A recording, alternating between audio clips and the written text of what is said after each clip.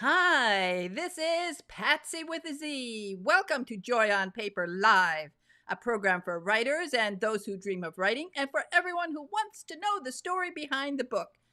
And boy, oh boy, do I have a story behind this book today. And my guest is Ricardo Jimenez. And I am so happy to welcome him to the program because I have a bit of experience in the kind of thing he is going to be talking about today. And it is a crash course. Yes, we're going to have a crash course right here on Joy on Paper Live. And here it is. There it is, Crash Course. And that's the name of his book. And we're going to be talking about that book. And first, we'll talk a little bit about Ricardo because you had a fascinating backstory. And as I said, here's the book. It's really interesting. And let's talk about, I guess we'll start before we get to the advice part because you have a lot of advice. And I have the four main questions that I'm going to ask you. But let's hear about how you started a company and how it didn't work, because that's basically the idea behind this book. Thank you, PatZi, for having me in your show. So the idea about starting the company, I was working in corporate America and had a friend from Spain. We both wanted to go on the startup adventure. We started exchanging ideas, and we thought that toys in the shape of countries made a lot of sense because we were passionate about the world. We thought it could scale a lot, and we thought it was something that we could start on the side. And yeah, without giving too much too soon, as you said, yeah, we gave everything that we had, but things did not turn out as we hoped So they will. the idea was toys shaped like countries, Yes. So which they would be, uh-huh. which I So we love started with, because that was uh-huh, my favorite subject in when I was yeah. in school, geography. I love geography, and as a matter of fact, very I was very lucky. I had a teacher who actually had us draw maps, which was the best Mm-hmm. way to learn about countries. She would make us actually draw the map. And once you draw a map of a country, you remember the country. So I think this is a brilliant idea. I think your idea is brilliant. And Okay. maybe if I would have come along and I would have been I would have been I don't know, I would have invested in it because I love the idea. Thanks. Our next step. So now that you talk about drawing maps, we thought that world was ready for the evolution of that.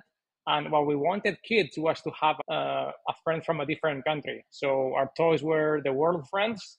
We had a passport. So you would put your sticker on your Plush Kiss passport. Plush Kiss was the name of the company. And that would be let's call it your collection of friends from all over the world. And so, yeah, the idea was to awaken curiosity in kids about the world we were hoping through a more modern way. And then we also developed an app, and the idea was to connect kids from over the world. That was the goal. It sounds great. It really does. It's clever. That's It what I sounds thought. good. but so let's step back a little bit. So you went to university, and what did you study at university? So I did my three first years of undergrad in Spain and the last one in London. And then I did an MBA in the US at Duke. At Duke. So you went to Uh-huh. Duke, and so all the time you were taking business classes. That's Yes. Hmm. okay. So you were learning about business. Now, this is very funny. I've had lots of companies, and I've been in business one way or another since I was 7 years old. Oh, wow. I opened my first bakery when I was about 8.5 years old. So I've done a lot of, I've gone through a Oh, lot of this. So I never went to university to learn about business. It doesn't matter. I landed up probably the same way as you did, but just yeah, for me, maybe I guess we went very different paths because I went to university, then I did this MBA until I went to Duke and I was 20. I had never heard the word entrepreneur. So it's very different. The education that I got certainly did not prepare me. I guess on my undergrad certainly did not do very much for me to get you ready to for to, this. to for sure. I didn't. But you were in corporate America, so you had lots of experience in corporate America. So after After I graduated, I went to work for Dell in Austin for a few years. And while I was working for them, I was laid off. I had started this company on the side. I was hoping to have more progress before going full time. But then I realized that I didn't have the heart to continue looking for other job. And sometimes things don't need to be perfect or as you would want them in order to be good enough to give them a chance. And I thought it was the right time for me to go all in with this. There is a lot to be said. Corporate America, it can run you down because either you live within their parameters, you have to do it the way they want you to do it. And it doesn't leave for a lot of innovations, individual innovation. You can innovate as a group, but as a separate individual. So sometimes it feels great to be the one doing it. You are doing it. You are the boss. You are everything, right? Yes. So yes and no. Yes. Sometimes it felt absolutely great to be in control of your life. You feel like you get to choose what you're going to be working on. You can make decisions in 2 minutes, 20 minutes, as opposed to 2 months. You can decide how you organize your day. It gives you a lot of freedom. And that was especially the feeling at the beginning. But then when the rubber, say, hits the road and you don't make the progress that you were expecting, then it's then sometimes it's not as much fun as fun anymore. That's true. It's true. And of course, it's not so much the rubber, it's the money. That's when the money runs out. That's the deal. So you have in your book, you have some guidelines. I love the some of the things that you write. It's very nicely written, and Thank you. I like the part where you say there is nothing more enjoyable about growing a company than creating a product and getting it out the door to buyers. It's all about the sheer satisfaction of seeing my stuff outside in the real world. Now, Yeah. that is from your book, and that is true. It is so exciting that moment when you create something, but what do you have to do? Yeah, What's the it gives me. Yeah, I'll share my thoughts now. It gives me the chills a little bit because this YouTube, this podcast, your episodes exist in the world because you are doing them. Uh, you didn't. I'm assuming. Um, you did not. No, nobody gave you the job description. Nobody told you what to do. You wanted to do this, and this is what you're doing. And thanks to that, the world is able to enjoy it. If it wasn't because of you, this wouldn't exist. And that's something that I didn't pay much attention to until I saw my toys in the world. Because I would say most of my work or all my work it would be very hard to match my contribution to the work, and I would feel that most of my work would just be, or would mostly be, PowerPoint presentation and Excel spreadsheets that lived in my computer, and it was very hard to connect the outer world with my personal contribution. But when you're starting a company, they're pretty much the same. So if something exists out there, it's because you made it. Exactly. And it is wonderful when you are in control and when you've created something, you really feel good. And your idea, when you went into it, had you already made so much money in the corporate world that you were really ready to do invest and use your own money? I'm not sure that it was so Sorry, much money. I'm It was enough. It was enough, I thought, to keep me a year, or I don't know, maybe let's say a year or two, and then we'll start making money with the company, and that will be what will sustain us for the longer growth. But that didn't happen. So I had made a little bit of money that I thought was going to be enough for the beginning, but then we were going to need more money, or like I said, or revenues, which is the ideal way to grow, and we did not have that. So you So had yeah, a, that's the one thing, like, this is something I can more or less control, and it's not a product. It's not a physical product. Physical products, when you develop physical products, product development is really challenging. So you had to develop, did you make a prototype of what you wanted? And How did that go about? Who designed it? What did you do? How did you get the prototype? You finally got a finished product, right, to sell. Yes, me and a friend came up with this idea. Toys in the shape of countries. Of course, none of us are designers. We had no idea how to go about that. We were always very linear. We always tried to go and meet the next step. Then we had to find a designer. I asked around friends, and I was recommended one guy. I'll say his name, Bruce Lee. I think he was fantastic. He helped us a lot, not only at the beginning but also all the way through. So yeah, we got the designs, the different iterations, and then my partner at Juan was in China at the time, and he went to many factories in China, and it was very challenging because you would ask to get a design, and then we very often would get a prototype that looked nothing like what we had requested. So it took a lot of effort, lots of iterations, lots of supervision, and at the end we were very satisfied with the final product. And then the next step for us was distribution. We had a warehouse near London, another one near LA, and we shipped our toys to both of them.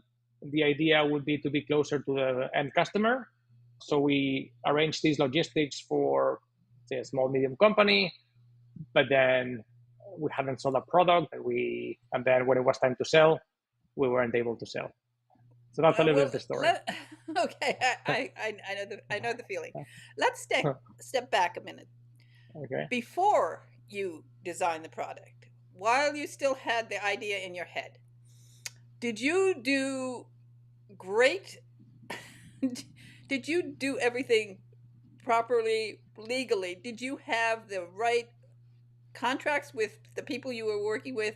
Did you make sure that you had every trademark in place? Did you have all of that? I'm not sure that. So did we? So with the people that we worked, yes, I would think we had everything in place, but yes, we couldn't. We were a startup. My priority was always to move very fast. Yes. That was my priority. I didn't have the resources or the time for patents. So we trademarked the name of the company and the logo, I believe, in maybe the US, China, and Europe, but it was a trademark, but no patents. Yeah. No, no, yeah. The way that I speak about this in my book, sometimes at some points it troubled me a little bit because I thought we weren't protected. But then a friend, I thought he was very insightful when he told me that if someone is copying you, it's because that means that you're already successful. And I thought, okay, that makes sense to me. Let's worry about that when that happens. Yeah, and yeah. I felt that I had, that's not a good idea. Let's put it this way. At Duke, they should have told you that the first thing you should do is make sure you get a patent and make sure you have the best contracts before you even talk to anybody, because I don't know if you ever landed up in a lawsuit, but half the time lawsuits, people will come out of the woodwork claiming that they came out with the design or something. So yeah, ideally I guess I would have had that, but I thought we already have, we were nothing, right? So yeah. we had to be, I feel that when you're very early, you need to be more offensive than defensive, and we just need to put all our resources to make progress. And that's how I felt. Of course, you want to do things in a more, let's call it, in a more holistic way, but when your resources are very limited, it's not like you can do everything you want. So I thought that we're gonna just try to move forward as much as we can. That's how I took it. That's how you took it. Okay. I think you learned some lessons along the way.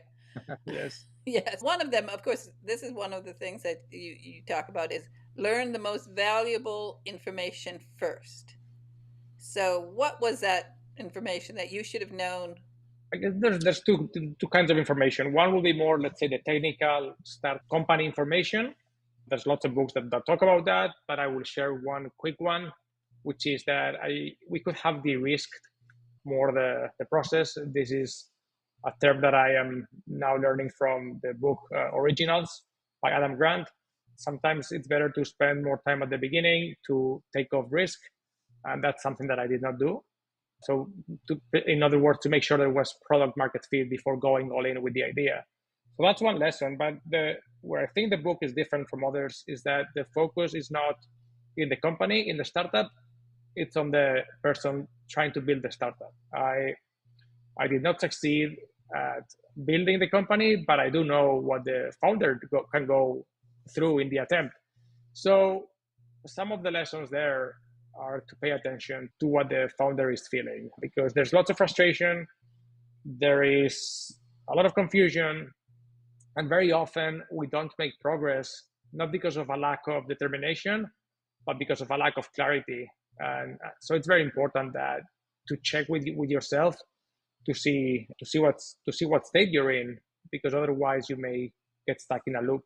Now, when you start, and of course it's your money, you now are dependent on making money because you're using your money. This is a big problem when you're starting off, because just the mental strain of worrying about where the money is going to come from is difficult for it and somebody starting a company.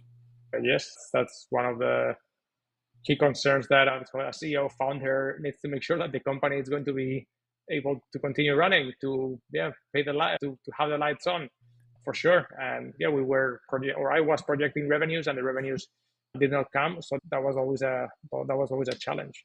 Until the point that what's the balance between you want to give your company one more chance, two more chances, three more chances.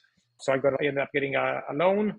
But what's the balance between doing that and at the same time not continue sinking your money into something that doesn't make sense anymore? So that's something that you need to be mindful of as well. And it's, of course, at that point when first it's your money, and Mm-hmm. then it's, I don't know, you get investors' money, and then you get So uh-huh. loans. And it builds up. Yes, I tried to get investors very hard. I was very new in the game. I guess there was something about the company that wasn't attractive, but so I tried. But I had many conversations, but I did not raise any money. So yes, I had to get a loan to continue with the company. Did you do a private placement? Did you try to do a private placement to get investors? What do you mean? I mean, did you put out a document asking for investors, a physical document? I had lots of conversations. I had an investors decks, the business plan, and I had lots of conversations. I don't know. I didn't have a because I didn't get so far in the conversations as to put the final documents together. Part of I used to love that part of developing the business plan and developing. I loved doing projections. Projections are so much fun when you do them on paper, aren't they? I was doing them on an Excel spreadsheet, but it was you can write anything on an Excel spreadsheet. You can estimate, let's say we're going to sell 10 toys per day, but instead of saying 10, you decide to put 20, and then suddenly you're doubling your revenues. But who Yeah, knows but that's who what knows I if it's going to be 10, it's going to be 10 or 20, right? So I think they are a good mental exercise. It forces you to think things. But what happened with us is that I was estimating revenues, and the revenues were not coming. So I had to be updating that document all the time. I know. I know. They spent a lot of time on Excel spreadsheets. The problem is it was always nice to estimate sales, but then it was always the part where you discovered that the costs were so much more than you expected. Yes, for me that happened. And again, I started this company with, let's say, with a big hope, big dream, big idea, but knowing very little about how things actually work. So yes, we could sell our toys on the website directly, but if we sold through our retail, so our retail would get, let's say, 50%. And if we also had a distributor, then our, let's say, our revenue, our margins per toy were so much smaller than I would have anticipated, maybe a quarter. So yes, I that's something that I realized, that I couldn't believe that they were going to be so small, like way into the game. So what was your first order? So you ordered toys from China. That's where Yes. finally that's where you got them, Huh? because that's probably the best. You'll get the best price. So, what was your first order? How many did you order? Our first and only order, we did. So we tried hard to negotiate the quantities, but it was very strange because three or four companies, they all insisted that the minimum order quantity per toy was 3,000 units, again, per toy. So we had four toys, so we ordered 12,000 units. And did everything go right from that side? They did the job and they shipped properly on Yeah, time. I'm not sure that I don't remember if they shipped on time. I'm sure there were delays. It took us a lot to get the final products, final prototypes as we wanted them to be. We wanted some patterns that we didn't have, so we had to get creative. We wanted the silk from Korea because we liked it more. So we tried to do the product as the best that we could. So it took us a long time to get the prototype, but I do think that the 12,000 units, yes, they looked like the prototypes that we Did you accept go that to we China yourself, or did you go to I, China? I I didn't, but my partner lived there at the time, so he visited all factories many times. Okay, so over the internet, you looked at the product, you liked the product, and And I got them shipped home, so I'm pretty sure that I got to see them in person many times from different samples from different factories. Yes, so I would say I like this from this factory. I like this other thing from this other factory. So yeah, we took a lot of time. We spent a lot of time in getting the product that we thought was the best. but all this time you didn't have, other than the trademark, you didn't have any patent. So No, the Chinese could make no, a copy if they they wanted. could. Yes, that's Yeah. they could do whatever if they What? wanted. Yes, that's what they could do. I Okay. figured, yeah, we that's part of the. I guess that's part of The the some process. of the risk. No, no, I'm not sure if it's the process, but yes, you need to. I think I thought the only way that we had to protect ourselves from that was to establish a really strong brand, And and that was my priority to have a brand that would inspire curiosity, worldliness, a desire for definitely, friendships. Yeah, that's branding what I was saying. branding is Yeah, essential. So your product was shipped here to the States. Where did it go from there? we had a warehouse near LA. Where did we go from there? So wherever we would have an order, we would ship from there. And I also lived in Austin at the time. So I sent, these are very specific questions. I sent myself maybe, I don't know, a thousand units or a few hundred units to my apartment in Austin. So they were both in Austin and in LA. Now the products were for what age children? What was the age? What do you think that? So for so they were up, let's say they were friendly for all ages, but I think to get the most out of the toy, I would think from 6 to 12, 6 to 6 to 12. 10. That's a good Yeah. age for a toy. It's a good age, and Yes. there's a big market for it.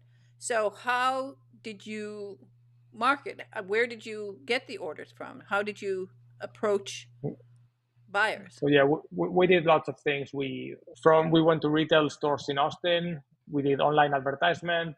We talked to big toy distributors. We went to toy shows. Yeah, we did a little bit of everything. Oh, I love toy shows. I've been to I've been to a lot of toy shows. I was involved with confectionery, so I did a lot of confectionery shows, which are also fun. But you get a lot of connections there. So did you manage to get any really We, great yeah, connections? we thought we did. I thought was when we left both toy shows. So we went to the New York Toy Show, which was a lot of fun, and we went to the Nuremberg Toy Show or Toy Fair in Germany. We left, or I left, extremely excited about the connections that we had made. I really thought they were going to make a difference because they were distributors and they were very excited about the product. So yes, I thought we made great connections, that they were going to again make a difference. But then with the follow-up processes, slowly things started falling through the cracks. So your sales didn't No, it didn't materialize. materialize. It didn't. No, we was again that was disappointing. We had lots of disappointments, but we left the toy shows feeling that there was so much opportunity in all these different countries. We met toy manufacturers and distributors from other countries, and they requested us to make designs for our toys for their countries, and we did, and they were excited, and they wanted their kids to have our toys, but I guess life got in the way, or they had other priorities, or who knows what happened, but they did not materialize. It didn't materialize. Okay, so now getting back to, so did you ever land up in any legal problems? So often it happens. Did No, you? but I'm curious to know if you've landed in any legal problems because you love this Oh, this topic. oh yeah. Yeah, you have. Let me hear about that. Oh, big time. Unfortunately, the group that stole my product was the government. But maybe this is the time to hear that story. No, I don't think so. You don't want me to have a nervous breakdown on on camera. No, you don't want me to go through that. So, But how was the short version of that? What no, happened that's there? all right. We'll have to do that another day. But we're trying to give people advice because this is, Yes. I mean, you learned a lot. You learned a Yes. lot from real life experiences. And I mean, I've often said this. Now, I've had many successful companies. So it's just a matter of sometimes hitting it right. Sometimes it's just the wrong time. It depends on what's going on in the world and what people are thinking, what people are willing to risk, because people who take on product are risking that they're going to sell it, and if they don't sell it, they've lost money. Yes, and I will say that I found in Austin, I found a few retailers that took that risk, because I would go there to their store, I would speak to them, I developed the relationships, and they were very generous to have our products in their stores. However, they didn't move, and I tried to help them move them. Some were more open, but then what I realized is that it's first I thought that I had solved the problem just by having the toys in their stores, but then you need kids to choose them, and then I was told that kids mostly want something that either they see on TV or that they see other friends having. Um, Exactly. Advertise. so that was there. So we didn't have the budget for advertising. So I did workshops in schools, and I did a few of them. But again, everything No, fell that's, short. yeah, you needed television advertising. That would have been the key, but it's expensive, and you can't get that unless you have investors, and you don't get investors unless you have, so it's a vicious circle you go around, and you learn a lot. And now Mhm. in today's world, it would be perhaps different because you can get a product launched on something like TikTok that you could not have gotten that kind of coverage. And today, if you hit a product right on TikTok, you can sell it. But it's a process. But still, you need smart advertising, and it's expensive. Dealing with advertising companies that make advertisements is very difficult because they have their own ideas of how to sell your product, and sometimes they don't want to listen to the creator. And I had one product, and they came with the advertisement for it, and in the advertisement, somebody killed themselves, hung themselves because they wanted my product and they couldn't get it. This is insane. And this was a major New York, Madison Avenue company came out with that ad. And I said to them, I'm not paying for that. That was insane.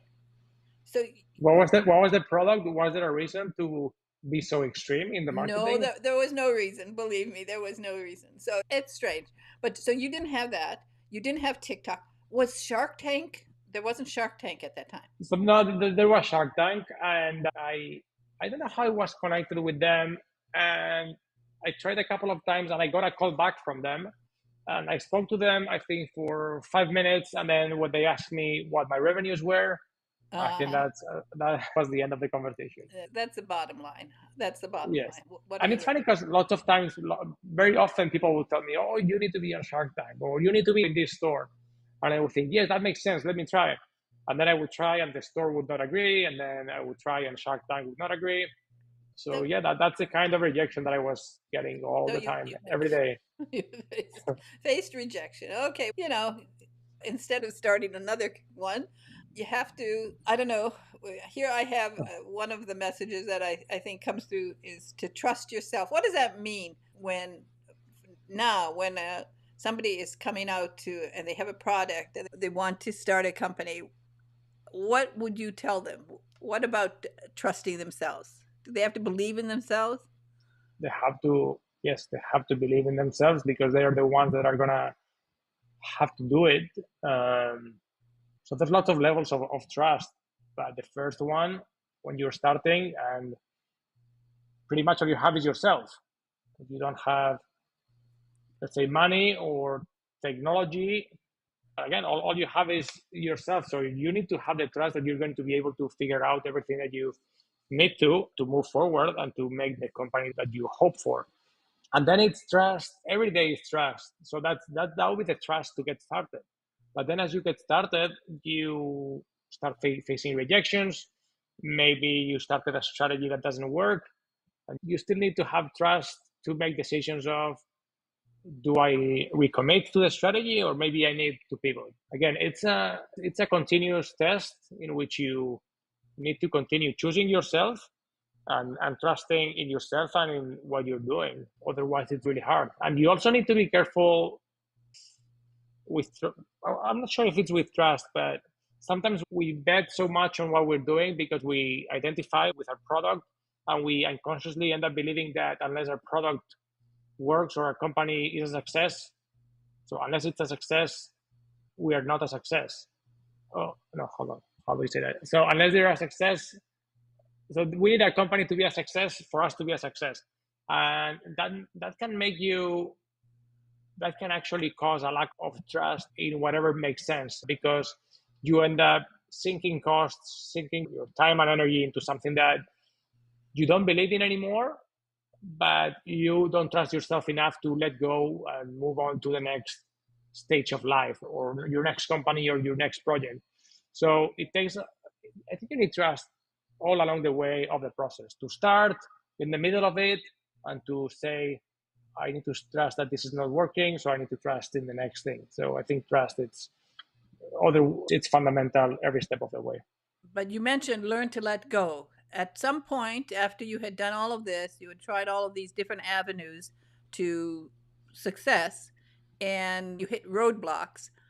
At one point, you had to let go. And that's always a terrible time where you have to make the reckoning of how much money you put in, how, and especially if you have bank Yeah, loans, that is a terrible moment in your life. yeah, yeah, correct. That's why we often talk about sunk costs, right? Because we need to be able to make fresh decisions. And when I started this company, I fell in love with the idea, and I would think, this idea is a good idea, and even if I have to spend my whole life to make it happen, that's what I'm going to do. But then 6 years later, I realized that the market didn't seem to be giving very good feedback, and I had a cost of opportunity. That was very liberating for me to realize that there were other things that I could be doing. That helped me a lot in letting go. Because if it hadn't been because of that permission slip, it would have been much harder. But to realize that we are so much more than our companies, we can be doing other things, and we don't need to live a life of struggle working on something that it's not that, I know it's not that critical. It's not the end of the world. I think it's very liberating. But it's been a learning experience. You've learned a lot from it. Mm-hmm. And hopefully, you, after it all winds down and you take a deep breath and maybe a big drink, like a Yeah. couple bottles of wine, might do it. Yeah. Let's do it. Yeah. Yeah. Yeah. I finished it a while ago, but I may still have to take those couple of glasses of wine. But it's been a learning experience, and so then you decided to write. I hope that you got bounced back on your feet and you're doing well now. Yes, Yes. I'm doing well. I don't know if it's a question. Yeah, I'm doing well. Uh, I'm doing very well. Life is great. Yes, I'm doing well.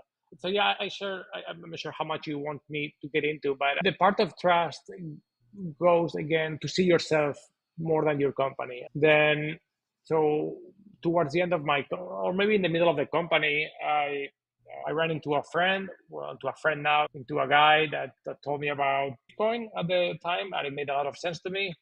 So part of my loan went for that. And in making bets that, how to say that, that have the right ratio of risk reward. And I think that's what entrepreneurship is. So yes, we make lots of risky bets.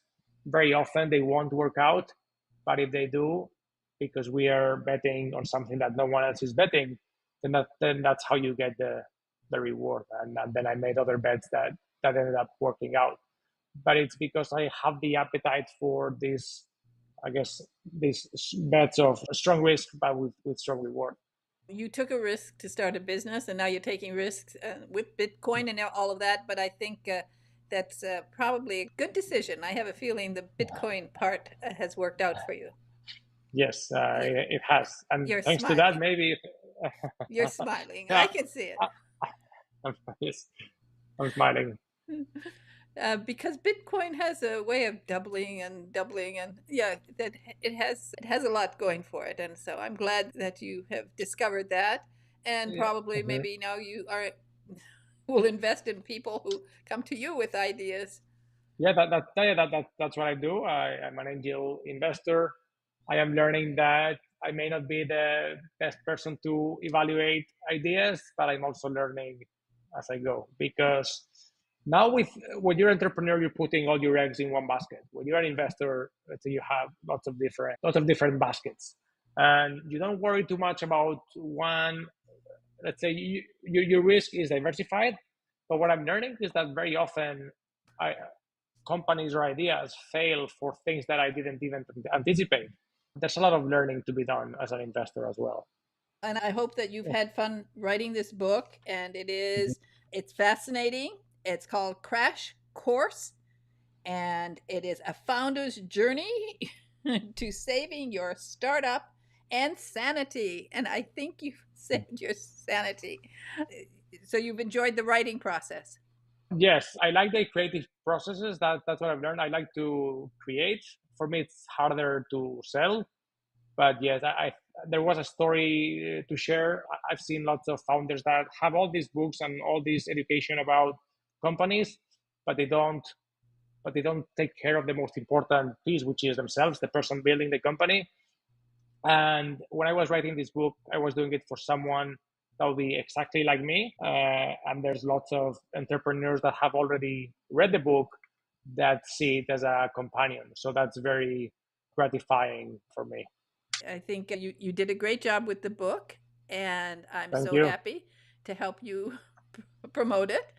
Thank you And so much, Patsy. you have a website, I think, right? Yes. Oh, yeah. There we go. I wanted to put it up because you have at the end you have the H at the end of your Uh name. huh. So I wanted to Hmm. make sure people saw that. Okay. So what can they find out at your website? What else? A little bit about me, about the book. There's lots of great endorsements that the book has gotten. Some of them are there from other, mostly they're coming from other entrepreneurs and investors. And a little bit about my bio, things that I like to do, and other things that I do. Yeah, we didn't get into all of that. You have an interesting background, an interesting life, and it looks I like the way you're smiling. It means that you weren't devastated and you came out of it okay Yeah, because or maybe it I is. was, but sometimes we get devastated. But it's not the. Sometimes when we are in the middle of, let's say, a project or anything, I like the metaphor of we end up living life as if it was the last penalty of the World Cup final. So much stress, so much pressure, but then with time and perspective, maybe it wasn't the end of the world, and maybe with a little bit of openness, life is going to take us in to really wonderful directions. And you can become a great author. So that's another thing that can happen to you. Again, thank you so much, Ricardo Jimenez. And this is his website. You can go there and find out more. Get the book. If you're thinking about starting a company, get this book, and it might put things in perspective, right, Ricardo? Yes, it's going to be your companion book. That's what I like to see. That's going to be your companion book. Okay. Thank you so much. It's such a joy to talk to you. Thanks so much, Patsy. Okay. Bye bye now. Bye. Bye.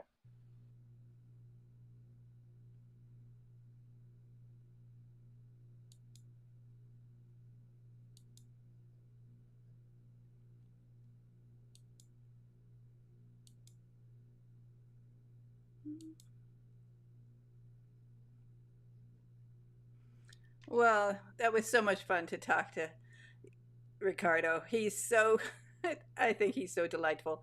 And I was so happy to see him smiling at the end because, yeah, I think he did the right thing. And he's now in Bitcoin, which is probably a good place for him. And but the book is fun. I love it. It's called Crash Course: A Founder's Journey to Saving Your your startup insanity. And you definitely, for anyone who wants to do business, this is a great book. For anyone who's been in business, it's a great reminder to, well, the troubles that we all face when we do start up a business. And it's just a fun book. So do get it. And he wanted to get children together around the world, which was a great idea. And things happen. There's a time and place for everything, and unfortunately, that product didn't work out. But now I think he's going to be a Bitcoin investor, and he'll maybe come across another company that can do something like that to help children. Anyway, it was lots of fun to talk to him. And so please, so that I can bring you more fun interviews, and this was really fun. I really enjoyed talking to Ricardo. So please subscribe and help me. Here at Draw on Paper Live, I need subscribers so that I can bring you more interviews with more interesting people and just have a lot of fun talking to authors and helping to promote their books. So all you have to do is subscribe. And if you have a book that changed your life, I'd love to hear about it. If you have a book that you want me to read, well, I'd like to hear about that. And if you just have an author that you would like me to invite, I'd love to hear about that. So please make a comment and just keep watching, because I've got so many wonderful, wonderful interviews coming up, and all of the interviews that I've already conducted. I just started this. I'm really new at this, but I've done some really great interviews, and I think you will find them inspirational. So if you are one of those dreamers that I talk about at the beginning of the program, somebody who wants to write a book, listen to these interviews, because I think you'll find them encouraging. I know people are buying and spending money for a lot of master classes with authors and with people who are in the business, but there's no charge here. You don't have to pay anything. These are all free, and you're getting the advice really directly from the authors, uncensored and unscripted, because they talk about their love for writing. They talk about the joy that they have in writing, and they talk about why you should read their books and find that same joy. So please subscribe and comment, like, and share, and come back soon, because I'm going to have another great interview coming up.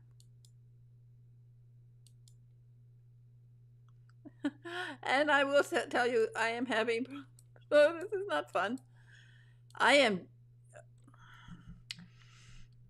a very cheerful person. It is very interesting. I hope